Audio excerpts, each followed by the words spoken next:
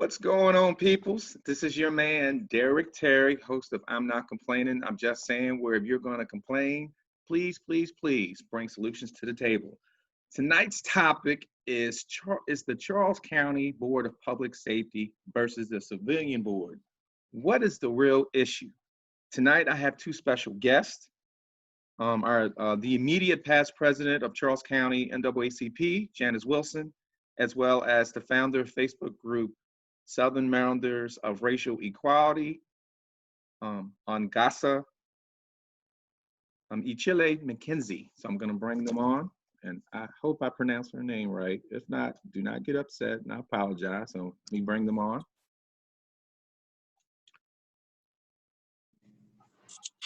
Welcome, Miss Wilson, as well as Miss Ichile McKenzie. How are you two doing? Good. Good. Okay. Hi, Derek. And thank you so much for coming on the show. I definitely appreciate it. We're gonna talk about the Charles County Board of Public Safety versus the Civilian Review Board, and really what is the real issue. So I definitely appreciate you taking time out of your busy day to provide not only your insight, but really your position on the whole issue of law enforcement reform. So before we get started, we're going to start with Ms. Wilson. So if you could tell us how long you lived in Charles County and give us a brief summary of community involvement or issues you've been fighting to advocate for. Okay. Well, thank you, Derek, for inviting me to be on this call. I appreciate it. I appreciate the opportunity. All right. So I have been in Charles County for 27 years. We moved here, my husband and I, 27 years ago.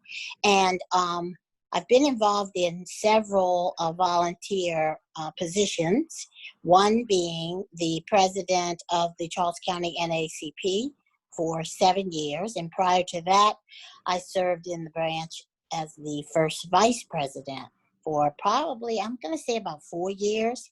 So I have a lot of experience with the Charles County NAACP. I also served as the third vice president for the Maryland State NAACP. And a lot of other volunteer work if I can. I am currently the president-elect for the Charles County Civitan group, which is a group that serves the needs of the special needs community. It's a newly chartered group. We're only 3 years old in Charles County. I'm also a part of the McConkey One Room African American School. I'm currently serving as team lead for a project, history board project that we were granted a grant by the Charles County Office of Tourism. And so we're getting history boards prepared to educate the community on that one room school in Charles County. I've had a lot of, I'm also outside of Charles County, I am a part of the Black Women for Positive Change out of Washington, D.C. And that, I'm not going to talk too much. Okay. That's enough. All right. So I definitely appreciate that. And just trying to get a little background on both of our guests.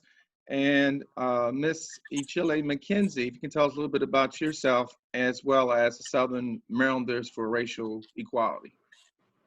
Hi, thank you for inviting me. My name is Angasa Ichile McKenzie. I am a former teacher, and I've lived all around this area. I'm a graduate of Howard University. I'm currently a real estate agent. I'm also a mother to a teenage son, a young Black man, and a young lady who's younger. And I sat on the Charles County Department of Social Services advisory board for a few years. I've only been in Charles County for 6 years, but I have worked in this area and all around the area, just as a real estate agent for years. So I'm really invested in this community, but just more than that, I'm just really invested in the people in the area, and so that's why just recently we founded this organization, Southern Marylanders for Racial Equality. Mostly because we're a conglomeration of just regular people. So we have people, you know, who are in leadership positions in the community who are members of the group, but we also just have regular people who want to be active. They want to have a voice. They are not satisfied with what's going on along racial lines down here in Charles, St. Mary's, and Calvert counties. And they really want to make a difference. So we're really just giving a platform to regular people to speak truth to power and get some things changed. So thank you again for inviting me. Okay. And from time to time, I may mute if I hear background. So Ms. Wilson, I muted you, but you can, I believe you can unmute yourself as well. So, you know, definitely appreciate those introductions, both for you. Although there may be a range, heavily involved in the community. And, you know, we always appreciate that. I've been here since 2006. So I won't go into details about, you know, my involvement in the community, but, you know, for those that know me, they know I'm heavily involved, and we do our things in our own way. We have our issues that we focus on. I definitely appreciate the service that you're providing to the community. So before we get started to the questions, what I did, I actually developed a PowerPoint presentation. So as a former educator myself for 20 years, I felt compelled to show the community what we're going to be discussing. And some of this may be familiar or may not be familiar to you, but at least we get to look at what the Charles County Board of Public Safety, what the state or the county says it is. And then we also get to look at the proposals for the Civilian Review Board. So what I'm going to do now is share my screen. So give me a minute. Okay, can y'all see that? It's okay, yes, got it. Okay. All right, so y'all can see that? Yes. Okay, Yes. so, and all this I've known about for a while, but like anybody, we hear a lot of things, whether it's social media, out in the community, or wherever it may be. And I've always asked the question of a lot of the citizens, do you really know what the Charles County Board of Public Safety, what is written, and then what about it you like and don't like? And I'll be perfectly honest with both of you. There's some things about this that I like, and there's some things about the Civilian Review Board I don't like, and that's really what I'm going to address really before I get into the questions, and you can kind of get a framework of where I'm going. So when I look at the Board of Public Safety, it's comprised of 5 members. Okay, I don't have a problem with that. Each member of the board shall be a resident of Charles County for at least 2 years prior to the membership. You know, give or take. I don't know why 2 years, but that's how it's set. Where I have the issue is right here. 2 of the members are county commissioners appointed by the county commissioners. I'll get to that in a second. The 3rd member is appointed by the county commissioners and may not be an elected official. The reason I have a problem with that is because it's sort of like an oxymoron. You're telling citizens that elected officials can't be on this board, but yet you already have 2 elected officials on the board. So to me, that didn't make sense. Yeah, I agree with you on that point. Yeah. When you look at the other ones, 4th and 5th are appointed by a majority of representatives from Charles County to the Maryland General Assembly. You know, the other point's okay. What people fail to understand is that this board as it stands is deactivated, meaning that it's not even operational right now. And that's something that our commissioners could do. It's not up to the sheriff to make this come about. It's up to the commissioners. But what people don't understand also is that the commissioners have the power to change the policies that are already written in here. This is an archaic Board of Public Safety. And when you look at it, the citizens really don't have an opportunity to form a complaint unless they go through the county commissioner or they go through the sheriff. So if you look right here, and that's basically what it says, whenever you have an issue, you have to go through the sheriff or the county commissioners to review public safety matters. So this whole thing really is a review. It's not necessarily holding anyone accountable, it's just a review. So I can see from those who oppose this have an issue, but I can also see from the sheriff's point of view, because the sheriff said, look, this is the law, this is how it is. But if you don't like it, the commissioner could always change it. Why they didn't change it, I don't know. I'm not going to speculate. They just didn't. they could have. So now, what we also have to realize is that, and I already said this, is that the commissioners have the legal authority to activate this, but they do not have the legal authority to grant citizen subpoena power. Right. That has to go through the Maryland General Assembly. So now we look at the Civilian Review Board. So I'm looking at this, and do I need to read through it, or because most probably the viewers can look at it, but if you look at bullet number 1, I don't have an issue with that. Yes, all these things should be reported, whether it's deadly or serious bodily injury. I don't have a problem with that. That's a good point. The next one says that it should be independent and operate independent from all police agencies. I don't have the issue with that. The next one is comprised of volunteer members that must be residents of the county.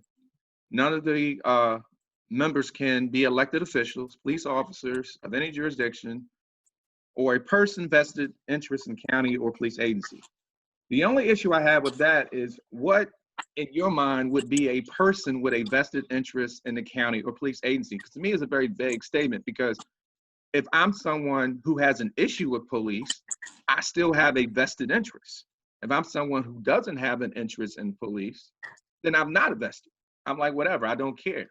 So, well, my interpretation, if vested, means that there's some sort of there's something attached to it. So like with a contract, there has to be consideration. So I think vested might be somebody who contracts with these people, somebody who is in league with these organizations some other kind of way, maybe not an advisory board, some other way to these organizations, or maybe that's how I interpreted it. But yeah, I agree with you on that. Yeah, because it can be financial or it could be non-financial. It doesn't necessarily have to be That's financial. right. So it necessarily wasn't spelled out. My Right. major Well, issue, yes. I'm sorry, go ahead, Ms. Wilson. I was just going to say, I think about when you talk about vested interest, are members of the FOP union, they're not elected officials, right? No, not by citizens, So, no. that's right. Citizens. So would they be allowed to serve on that civilian review board? No, because it said police No. officers of any jurisdiction, so they would not be able to be on Okay, that. so law enforcement, gotcha. Yeah, Okay, gotcha. Okay, thanks for clearing that up. One of the issues I have with the next bullet is the selection, who makes the determination of who is on the board. Yes. And this is just my opinion, when you prematurely put certain organizations on the board, it can invite conflicts of interest as well as possible corruption or cronyism. Now, I'm not saying that none of these organizations are bad or anything like that, but if you don't arbitrarily, actually this was purposely done, put specific organizations on here, because in the public's mind, they're like, oh, I guess Minster Coalition is going to be one of the people who's going to select it. Women of Action, Charles County is going to be one of the groups, Lifestyles, NAACP. That's 100% agree. And that's how citizens look at it. I would look at it that way.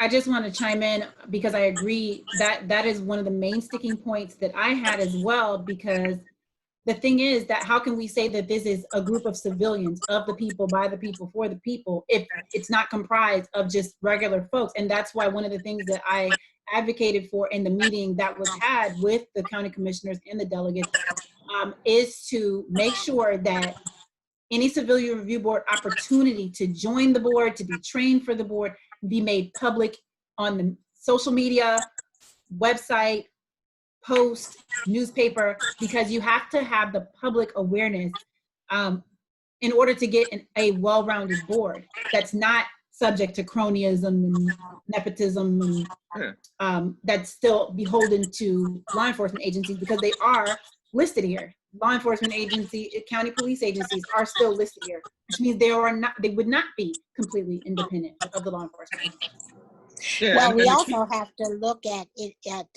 other organizations who have an agenda. We have to look at that. If you already have an agenda, are you going to be fair and objective? when it comes to certain issues. That's very concerning to me. I mean, Women of Action, NAACP, they have their mission. They know, it's clear what their goals are, mission, what their purpose is. So that would be one thing that I agree with you, Derek, that we have to look at to be truly objective for the people, by the people. It has to be, the selections have to be made fairly. Yeah, and I'm not saying that any of these organizations have an agenda, but what I'm saying is the mere fact that you put them on here, right? It draws a possible conflict of interest and cronyism.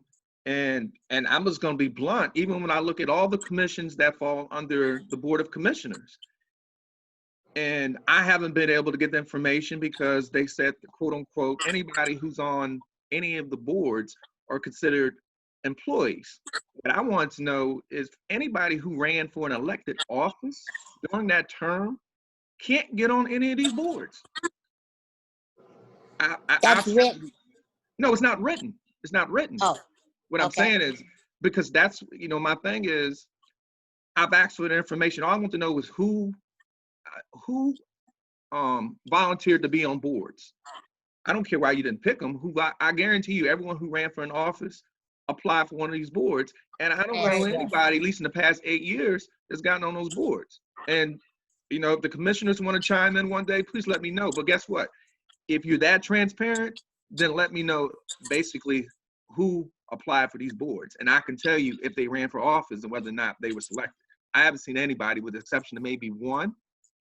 And, but that's neither here nor there. So as we looked at, and this is the last thing as far as these bullets, the 9-member board, I don't have the issue with that.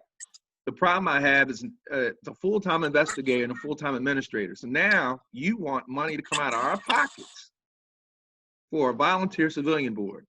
And I'm guessing that those investigators will be hired either by the commissioners or the state's attorney's office. I don't know, but I'm not in a position to line anybody more line pockets for a civilian review board. So I'm totally against that. And the next one is they want the subpoena authority. They want to provide subpoena authority to the state's, that the state's attorney office has under the Maryland Criminal Procedure Article, Section 15108. But like I said in the beginning, that power has to be given by the Maryland General Assembly. Right. And the question I don't have issue with. And the question I think the Maryland General Assembly should give that power. Well, the thing about it, this is how it works. Either a citizen or organization, whatever, will have to submit those proposals to the commissioners to present to the delegates to present to the Maryland General Assembly. Right, and that's already in the works. So. But see, this is the problem I have. If we're limited to law enforcement, I think if we're talking about criminal justice reform, that includes state's attorney's office as well as the judicial system. I don't see that anywhere in this civilian review board.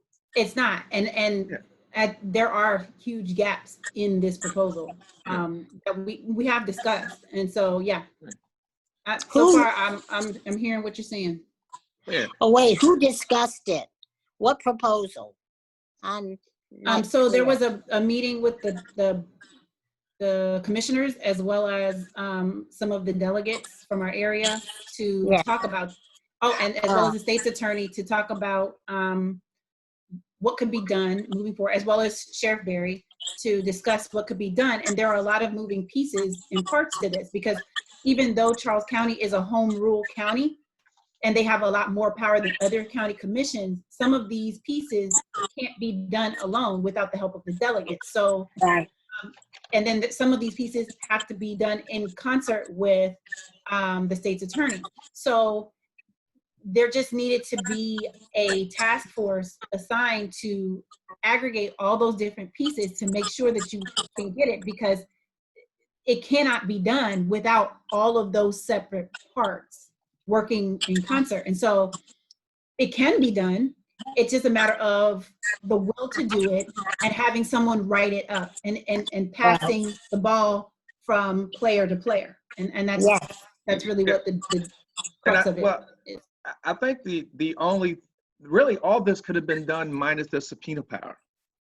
That's really when it became an issue, because the commissioners don't have the authority to grant subpoena power.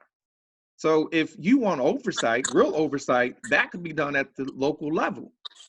Commissioners said, you know what, we're gonna wash our hands with it because it got the subpoena, we're gonna defer it to the delegation, which they've done. They have, and I agree, if people can't come to terms, subpoena or no subpoena. Now, Well,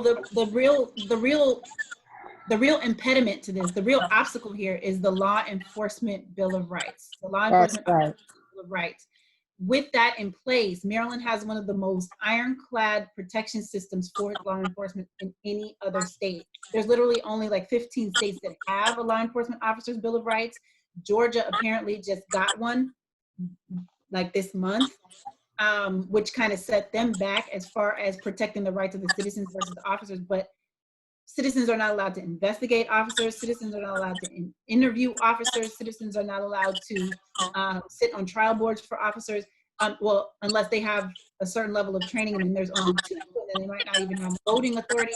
So there's a lot of obstacles in the way of this, but they can be removed if we have consensus from our delegates, and we advocate to our delegates that this is what we want as a people, that we want not only transparency, but we want full accountability. okay. Let me ask a question. In that meeting that you referred to previously, Angasa, with the delegates, with the commissioners, with the law enforcement, were the participants all in agreement that we need or want subpoena power? I believe that I didn't see that on anyone else's agenda. I think there was like a few PowerPoints, and I'm not sure if that was on everyone else's agenda, but it's on this one. All right, well, How can you get evidence and present evidence to hold someone accountable if we don't have access to we can't subpoena body cam footage, we can't call witnesses, including the people who are making the complaint, and we can't ask questions of officers who are accused. So really, what is the point other than to assuage public grief and let people air their grievances out in public? And I think people want more than just a way to air it out. I think people really want, if an officer has wronged me, that officer is held accountable. all right, well, you bring up an interesting point, because this is where, I get into Sheriff Berry, and he released a press release on June 12th, and this is some of the initiatives that he's been trying to push for a couple years, whether it's the body cam, enhancing trainings that they're already doing when it comes to de-escalation and conflict resolution. These are things that they're already doing. He's just trying to continue enhancing it, but also an internal review of their policies.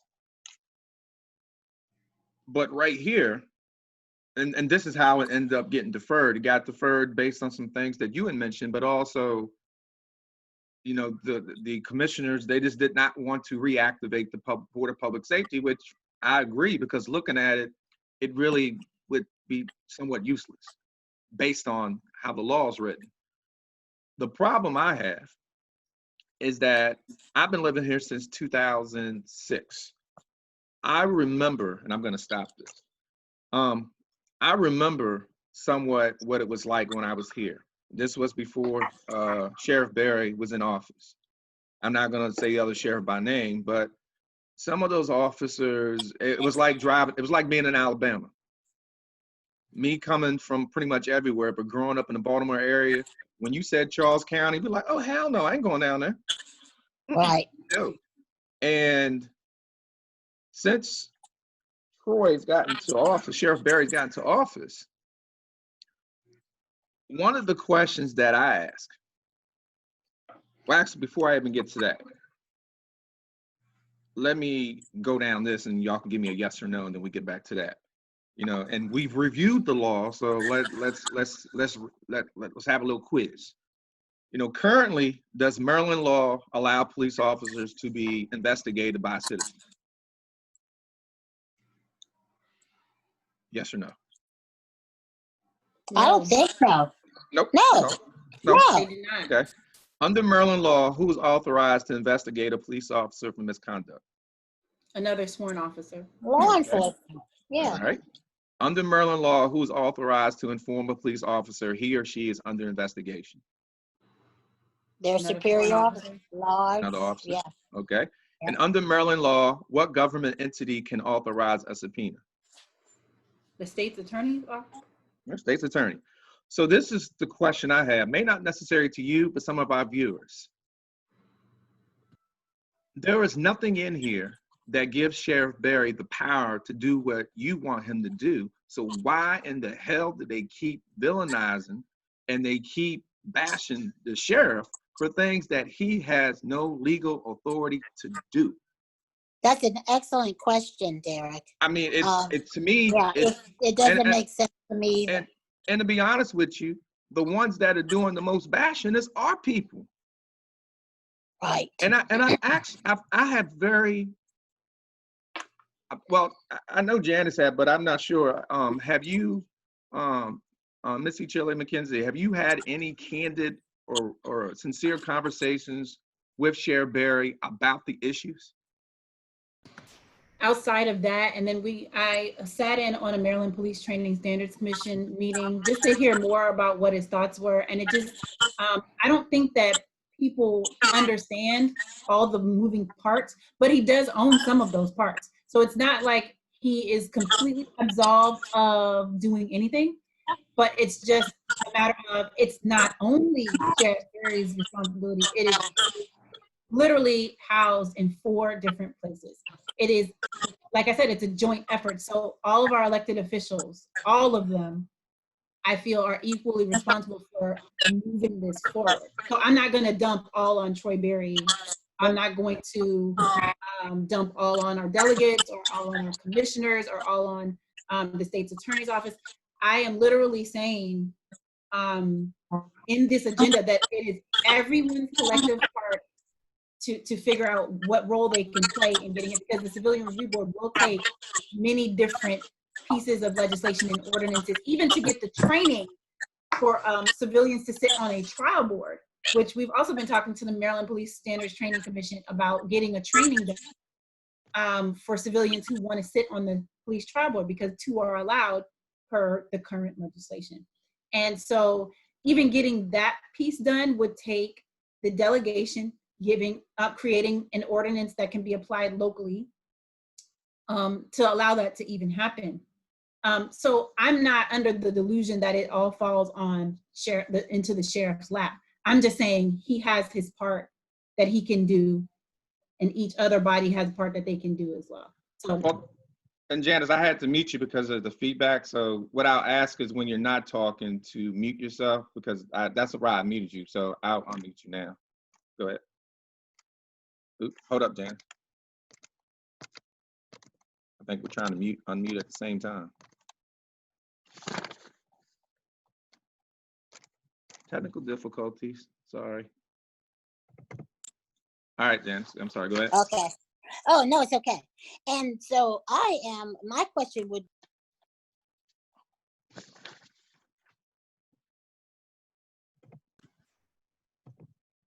I'm sorry, Janice. Janice, I'm sorry, say it again. I accidentally muted you, Oh. sorry. Oh, it's okay.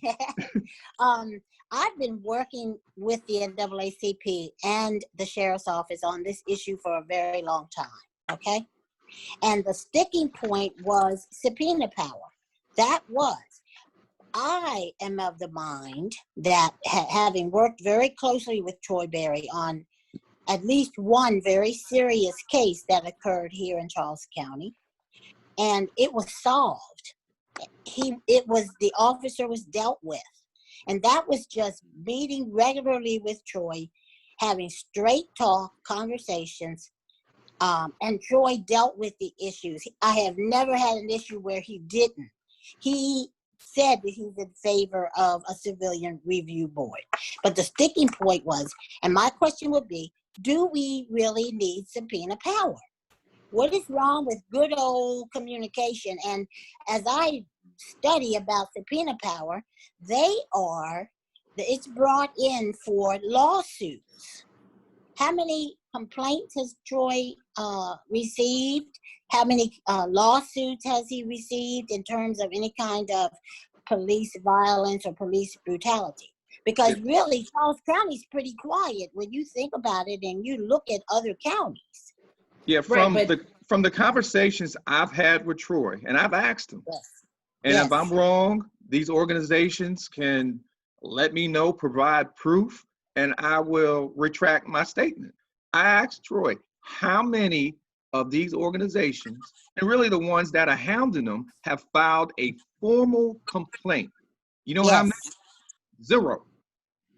And then I asked them, But Well, how would you really know that? Because in the state of Maryland, the police complaints are not made public. The data is not even made public. No, I'm not saying, no, what I'm saying, I'm not saying who did it, but you can let them know how many. Has he told you how many? He said 0. But he said that, but do you know that? No, I don't. So what I'm saying, I'll put it like this. Troy has no reason to lie. yeah, why would you He not? does have a reason to lie. I mean, any sheriff has a reason to lie. What I'm saying, I'm not accusing him of lying at all. What I'm saying is, because we're complacent, because we think it's not that bad, doesn't mean that we should not have the mechanism in place to protect our citizens. No, but my thing is, this is I guess this is my question. What are the specific issues in Charles County that well, I work on behalf of all 3 counties, but I'm just talking about just Charles County. We still have racial disparities along arrest. We still have racial disparities about being harassed. We still have racial disparities about people who call the police, people of color who call the police. Did they file formal complaints? Did they file formal complaints? Yeah. And they felt that their needs weren't met. I've actually called the police. No, and the first thing that they've asked, document it, not calling them, document it, formal complaint. You go there, you file, you write it, you formal complaint. Have you or anybody else done that? Because there is a process. Okay. There's a procedure. Trust me, I have people in my family in law enforcement. I know what I'm talking about. No, in Charles County. I'm not saying that I've filed a formal complaint. I'm saying that I know people who have filed formal complaints. Okay. And who have actually come to me about, hey, well, this is what I think, this is what happened to me. So the thing is that if you have a problem from jump, you have a problem even with dispatchers who will say, okay, well, you see a suspect, are they black or white? And then if they're white, they don't send a sheriff car, but if they're black, then they send the sheriff car.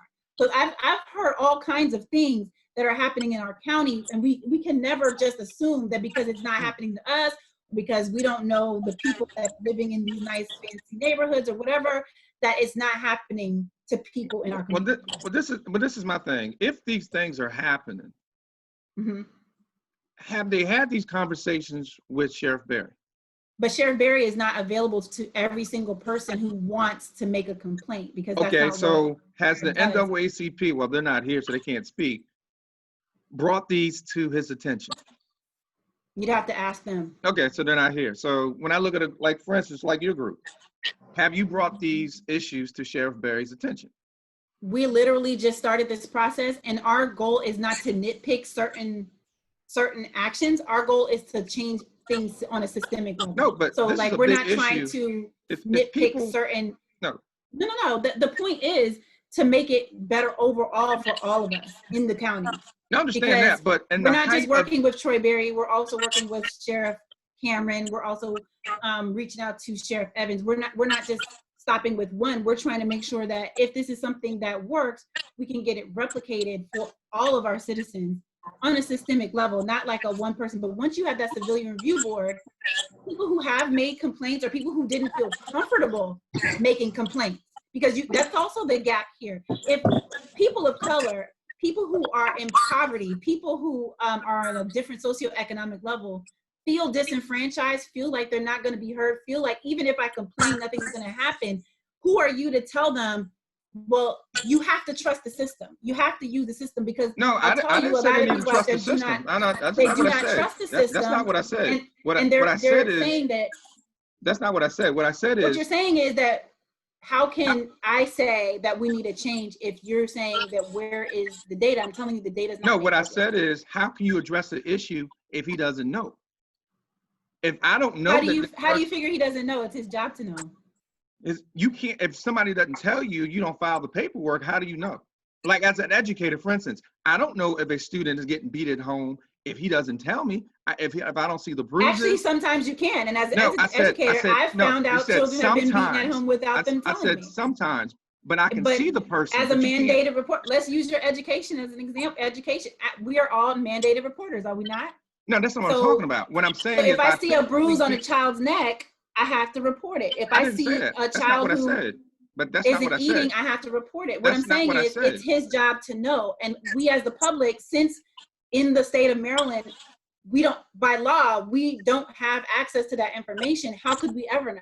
You can know, but think about it. It would take a legislative change, and that is what we're working on. We're working on opening the lines of transparency via legislation. That's what I'm talking about. You said the key word, a legislative change. Yes. So you may not have been guilty of it, but there's a lot of people, for whatever reasons, whether it's personal, I don't know what the issue is, that say, Sheriff, you should do it. And this is what I always tell people. And this is what I tell them. Let me finish. You always go to the top. Who's in charge of the department? If you have a problem with the department. Let me finish. This is what I tell people. I've been here since 2006. I don't know any other sheriff department. I've lived in Baltimore City, Baltimore County, Harford County, Alabama. Hands down, I can't think of any other law enforcement department. I mean, y'all got it good. I'll be honest with you. Y'all got it good compared to some systems I've been in. You have it good. And my thing is, you can make it better, which every system can be better. That's exactly what we're doing. But the thing about it, if you don't have these conversations, my thing is, for me, I have a serious issue when somebody has an issue with me. You don't even want to have a conversation. But I think you're missing the fact that these conversations are being had. Like people are talking. I've seen Sheriff Berry on multiple conversations about and this. He said the same thing. I don't think that he is ignoring. I never said he was ignoring what's happening. What I'm saying is I'm confused. I think you're talking to us on this panel about things that you're hearing in the community, and that's not my focus. My focus is changing things on the whole so that all of the other smaller issues can get resolved. Well, do you agree with the subpoena power? Yes, 100%. But not for state's attorney and not for the judicial system? I'm sorry. So you don't think you have crooked state's attorney's offices, crooked judges? Of course. So that's exactly why. So all of them, why lump them all as criminal justice? They're all criminal justice. Lump them all as one, not just limited to law enforcement. Like, I'm for subpoena power. But law enforcement is the only one that can take a life on the street. And state's attorney and state's attorneys can put you away for life. For something you didn't do. But if you don't even get to that point, we have officers that have been researched as having arrested people literally close to the end of their shift in order to get the extra couple of hours overtime that it takes to book them. Do we have that in Charles County? There have been studies. It's a systemic thing. I think you keep on bringing it right back here, but again, how can we know? It's like you're deflecting because you're saying, no. Well, what about Charles County? What about Charles County? I don't know. What I'm saying, I don't know. What I'm saying, I don't know. You don't know. All we have is anecdotal evidence. All we have is anecdotal evidence. But are we willing to risk potential danger to our citizens because we don't have on paper what we think they should have filed, okay, rather than make a systemic change to protect everybody at once? Well, Janice, and you've been here a little bit longer. When you compare when Troy got here, or Sheriff Berry got here, to now, what would you rather have? What we had now, what you had then, or what you got now? And remember, this was changed without the delegation, and this is something that changed per Sheriff Berry. So what was it like 20 years ago compared to now? Oh, sorry. Hold up. I'll unmute you. Hold up. Sorry.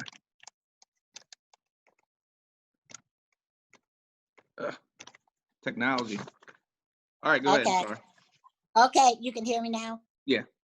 Yeah, I can tell you we had serious issues years ago. Troy's predecessor we had issues with. I think it all boils down to a good relationship communication, keeping the doors open. There was never a time that a situation occurred that came to the attention of the NAACP. If we don't know about it, we can't do anything about it, number one.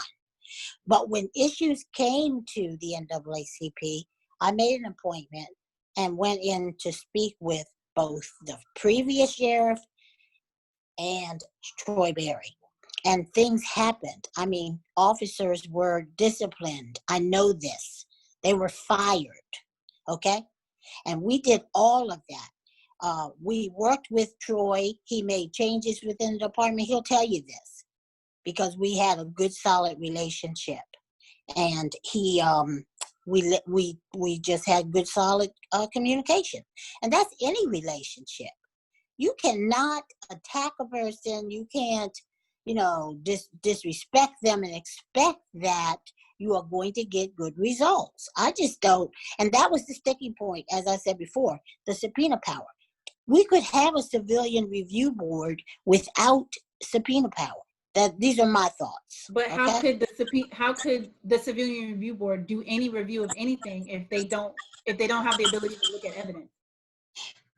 Well, you know what's funny about that? I got evidence. I interviewed people with complaints. I took all of that information directly to Troy. And he listened and he made changes. I know he did. I know officers were fired as a result. Those that were, I would call a problem But child. what if that's not what that particular group wants? What if What group? it is a matter of life and death and someone losing their job is not what the community wanted? What if that person, for example, I'll give you Breonna Taylor. They don't want the officers to simply be fired. They want them to be prosecuted. They took a life. So Okay, are you saying if a cop killed someone here and they were guilty, that justice wouldn't be served? I'm saying we don't know because the law protects police officers. Well, no. So, but guess what? Who's doing the prosecuting? State's Attorney's Office. Exactly. So there's your oversight. But the state's attorney has to follow the letter of the law, and the way the law is currently. And so does. That's exactly and so my does point. Troy. And so does there Troy. are several different parts to it, Yeah. and I keep saying that, and I don't know why we keep going. No, in I circles. understand. I'm not There's disagreeing several with different you. parts to it, and I'm not holding one. I'm not holding one of those parts. Yeah, I'm not disagreeing with you. Independently We responsible. got it. Yeah, I'm saying I'm not disagreeing with you. I'm not. Yeah, that's what I'm saying. Yeah, because and I agree with you. If someone there was are murdered different. in Charles County, Excuse me. if someone was murdered by police in Charles County, I'm sure that their family would want more than just to know that that person was put on leave or that person was terminated, especially because we've seen police move from place to place, be terminated one place and go work again somewhere else.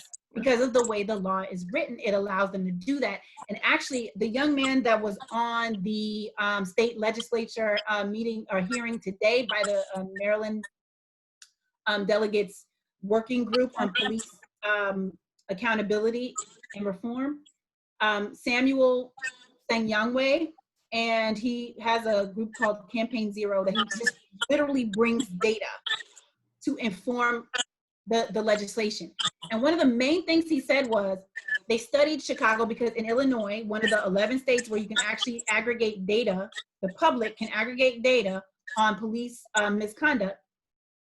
They found that in Chicago, they studied 30,000 Chicago police officers from complaints, lawsuits, everything for 17 years back. They went back 17 years. Only 1,300 of those officers were doing most of the brutality, most of the violence, most of the killing, most of the choking, was 1,300 out of 30,000. So if they had allowed the public to come in and say, hey, these are the bad officers, if they had a civilian review to say, look, this person has done this X amount of times, then we could remove those bad apples, because then the people who, as they got promoted through the ranks through time, those people that were working under them or the other officers who will partner with them were also 5 times likelier to commit a violent offense against citizens. So it is literally bad seeds within the department that are spreading like a disease, but the public has no idea. We didn't have any idea that Derek Chauvin, who killed George Floyd, had 18 complaints already. So why was he still there? Because it's under lock and key. The public can't see the data. we can't have a say-so on the data. We can't look at evidence. We can't look at body cam footage. So we really can't even advocate, this person needs to go. This person needs to be prosecuted. And that's basically why I feel like supreme power is his. Well, I can see that from, if you're looking at systemic, yes. But when I'm focused on Charles County because that's where I live at. Charles County is a system. It's all part of the state. No, I understand. It's all a system. I understand. Please let me finish. And thing is Troy Berry going to be the sheriff forever? No, no disrespect, we're setting up for the future for our kids and grandkids. But we're making the system I understand, but can you please let me finish? Because I let you talk about Chicago. I got family in Chicago, all over Chicago. So do I. I was born there. But I didn't interrupt you, so I'm just trying to finish.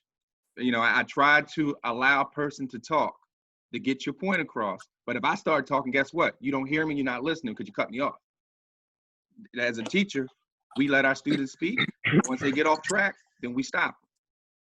My whole thing is that I'm focusing on Charles County. I understand that you're doing a systemic thing, which I don't have an issue with at all. Most of this is not even targeted towards you. It's more or less targeted towards those who, if they have issues, because I see people, whether it's social media, whatever, they have a lot of issues with what's going on.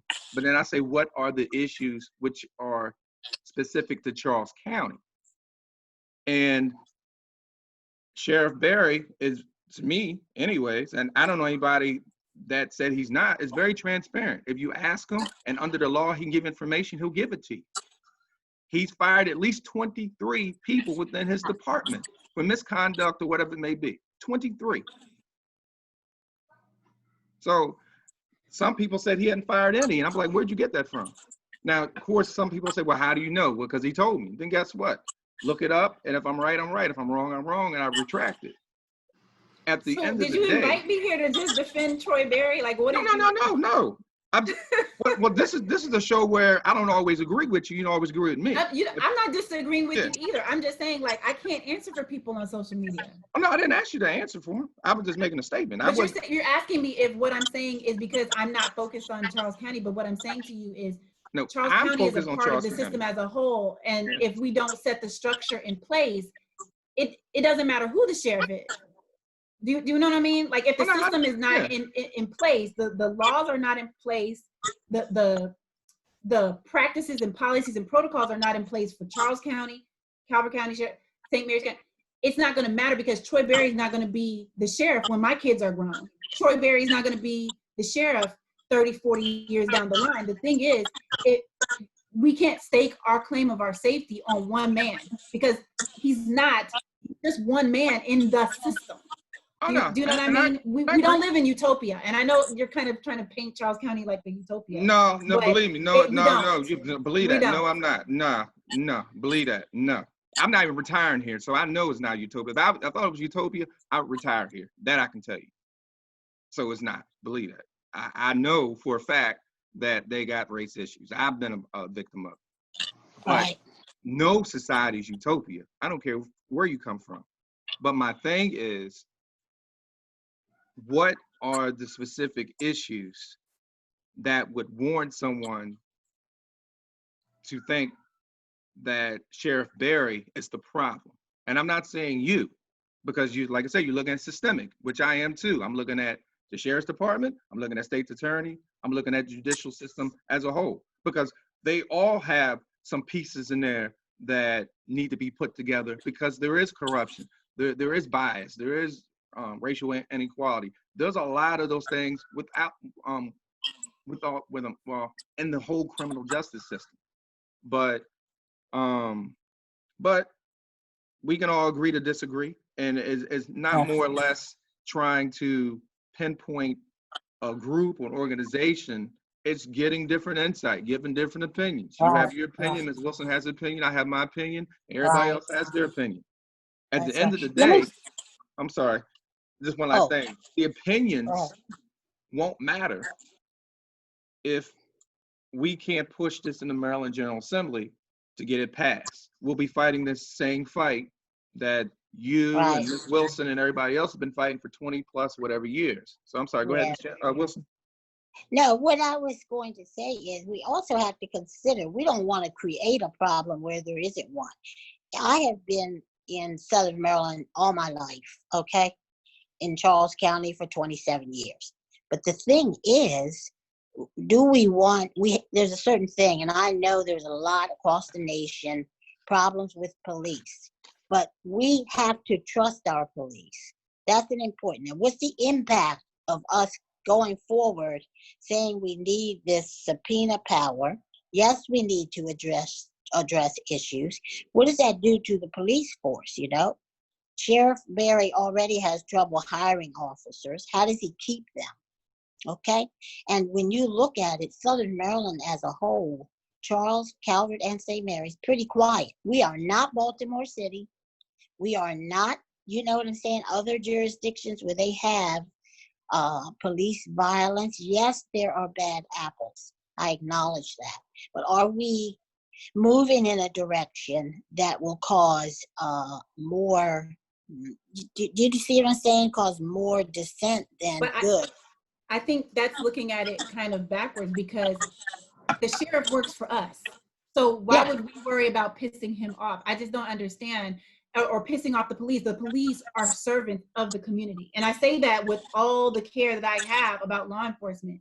Absolutely. Because if the citizenry is afraid of the police, then we're no better than Nicaragua. We're no better than Mexico. We're no better than Mali. We're no better than places where police corruption is rampant. If the citizens are scared of making the police upset, the police are paid by our taxes. I gotcha. Yeah. The citizens. And so if we're saying to ourselves and we're saying out loud that pushing for police for the public to oversee police conduct would offend them, then what are we really saying? It's like the way it is in Atlanta, where they said that when that several police called in with the blue flu, or the police in Buffalo when the public was outcry for harming the 75-year-old man. Yeah. That the police called out. To me, if that's the type of officer you are, we don't want you. Because if you want to hurt people, if you want to hurt citizens with the community and continue to operate in that fashion, and when the people push back, you leave, or you want to go, or you get angry, Right. you take a stance, and that you're not the kind of sheriff we want, you're not the kind of police officer we want, you're not the kind of deputy we want. Because and that's kind of dangerous when we start talking about, we don't want to rock the boat too much because we don't want to damage relations. They should be focused on how they can build relations with the community. Really. Yeah, I guess I wasn't going that far. I was just consider when you take action, there is a reaction. But and I'm also saying, we need to look at the FOP. The unions protect officers. It's not always. Yeah, we need to look at and that. Those contracts, I feel those contracts need to be renegotiated and looked at, because they have a lot of language in there that gives police almost above the law powers. It has to be addressed. That police officers have 5 days before they have to be interrogated if they're arrested for a crime. 5 days. Some places 10. Right, and an average person, say a 16-year-old kid, say it's my son who gets picked up on the corner for shoplifting. He may or may not have ever done it. But if they say he fits the description and they railroad him, they will take him then and there to the station. 2 or 3 officers will surround him. He will not know what hit him, period. He won't have time to call me. He won't have time. Well, he's supposed to have time to call me. He won't have time to call his dad. He won't have time to get his lawyer together and get his story and his facts together. But the police officer has that right. So unless we're going to give all of the people in the public the same legal rights as police, it has to be done away with. The legislation has to change. The contracts have to change. And I know that seems very controversial, but it's been done in other jurisdictions. We just need to find out what the best practices are and replicate. Don't get me wrong. Police reform is necessary. I'm with you on that. Of course it is. But okay, go ahead, Derek. I'm sorry. Well, I'm gonna say, ladies, we're kind of running out of time, but I definitely, and I'm gonna make sure I get the name right.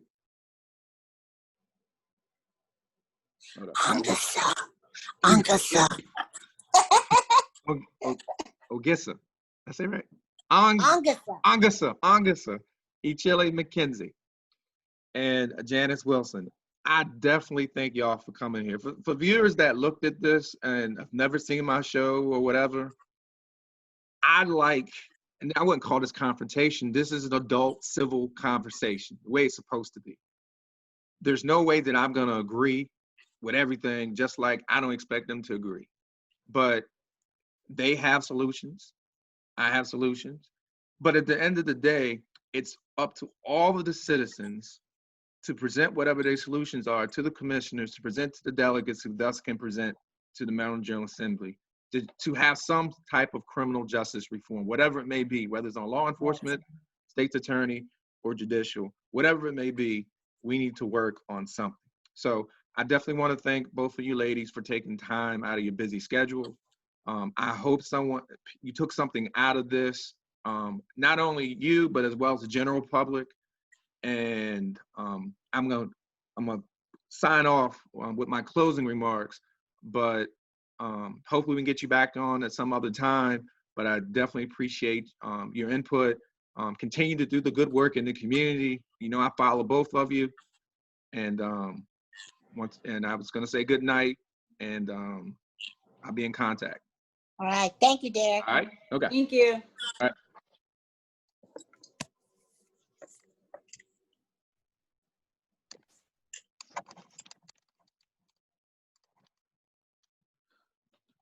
Okay, so that was a good show. I really enjoyed that show. It was a really good show. Didn't really get heated. Y'all may have thought it got heated, but it really didn't get heated. Just, we have difference of opinion, and I like to hear people when they talk, but also like to give me opportunity to talk. So, but we worked it out. So I'm glad they came on. But as I close, law enforcement's main responsibilities are to protect and serve, as well as enforce the law as it is written, regardless of race, gender, sexual orientation, or whatever. Are there a few bad apples in law enforcement? Yes, we know this. This is why we should continue to hold them accountable with some sort of community oversight.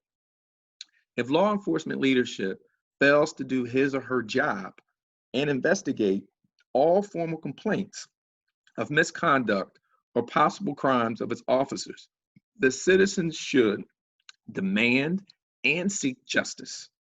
This simply is not the case with Charles County office. However, if there are issues, it is my hope that every citizen is at least attempting to speak with law enforcement and/or elected officials to address those specific issues. Contrary to popular belief, some in Charles County believe that our sheriff, under Maryland law, can give subpoena authority to citizens.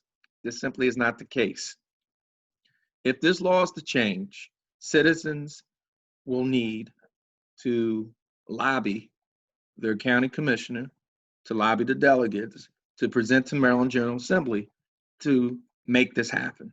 As of now, citizens don't have subpoena power, investigatory power, or input in the police officer's discipline.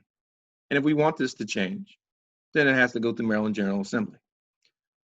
So this is my question, and I mentioned it before. So why are some, and particularly those in the Black community, continuously vilify and constantly criticize Charles County's first Black sheriff, who has been working tirelessly with our Charles County Board of Commissioners, the school system, nonprofit organizations, worship sanctuaries, youth, and all of Charles County? Are they requesting a meeting to have candid and sincere conversations of the issues? Are they making formal complaints to the sheriff about misconduct or crime? Or are they just taking their marching orders from naysayers without research for themselves? Honestly, I can't answer that question. But what I will state is that some frankly have a political agenda. None on this particular show, but I've been around the county long enough to know that there are people out here that have a certain political agenda, and I get it. I applaud you if your mission is to serve the community. Except some out there refuse to own up to their political deceit. Whether it's a all-woman slate, an all-Black slate, or all would ever slate. Simply own it, and for once, be real and honest with the citizens of Charles County. We deserve that much from you. But hey, I'm not complaining. I'm just saying. Good night. Peace and blessings.